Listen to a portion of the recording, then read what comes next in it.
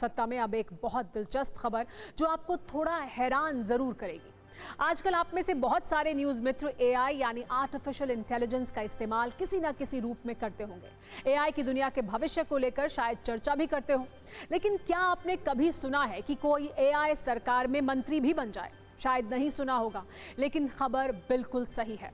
Albania सरकार की cabinet में एआई मंत्री की एंट्री हो चुकी है, जो भ्रष्टाचार से लड़ाई लड़ेगी। ये एआई मंत्री सरकारी सामान और सर्विस खरीदने पर किसी मंत्री की तरह नजर रखेगी। इस वक्त आप जिस महिला की तस्वीर देख रहे हैं वो कोई इंसान नहीं है, बल्कि पिक्सल और कोड से बनी एक वर्चुअल मंत्री है, जो पूरी तरह आर्टिफिशियल इंटेलिजेंस के मुताबिक काम करती है। आपको दुनिया की इस पहली एआई मंत्री से आइए मिलवाते हैं, जिन्हें अल्बानिया के प्रधानमंत्री एडी रामा ने अपनी कैबिनेट में शामिल किया है। इस एआई मंत्री का नाम है डेला, जिसका सबसे प्रमुख काम सरकारी कामों का टेंडर जारी करना होगा। डेला को सरकारी फंडिंग प्रोजेक्ट और पब्लिक टेंडरों में भ्रष्टाचार रोकने की जिम्मेदारी दी गई है। अल्बानियाई भाषा में डेला नाम का मतलब सूरज होता है, इसीलिए इस एआई मंत्री को भ्रष्टाचार का अंधेरा मिटाने वाली रोशनी की तरह देखा जा रहा है। अल्बानिया के पीएम ने कहा है कि बड़ी बड़ी विकसित अर्थव्यवस्थाएं अभी भी पुराने तरीकों पर अटकी हैं, जबकि अल्बानिया एआई की दुनिया में नई छलांग लगा सकता है। इसके लिए अब मंत्री डेला एआई आधारित डेटाबेस पर काम करेंगी। वो किसी भी टेंडर के संबंध में डेटा एनालिसिस करेगी, सभी आवेदनों की पूरी निष्पक्षता के साथ जांच करेगी। जांच के बाद टेंडर पर खुद ही फैसला भी लेगी।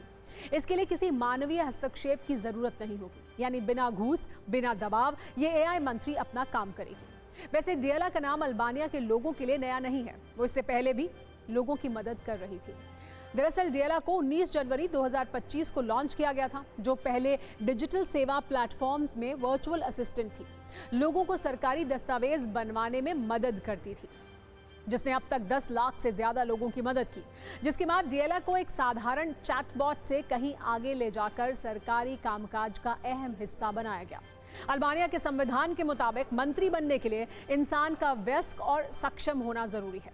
ऐसे में एआई मंत्री बनना एक प्रतीकात्मक कदम है। विपक्ष जिसका विरोध कर रहा है, लेकिन फिर भी एक इंसान की बजाय एआई को चुनने के कई फायदे बताए जा रहे हैं। एक तो एआई बिना थके लंबे वक्त तक काम कर सकता है, साथ ही ये भ्रष्टाचार के मामलों से दूरी और किसी भी सरकारी दबाव से मुक्त रहेगा।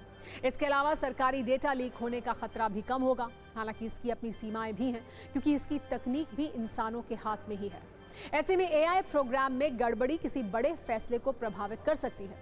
इसीलिए इस एआई मंत्री वाली कोशिश ने दुनिया में एक नई बहस छेड़ दी है।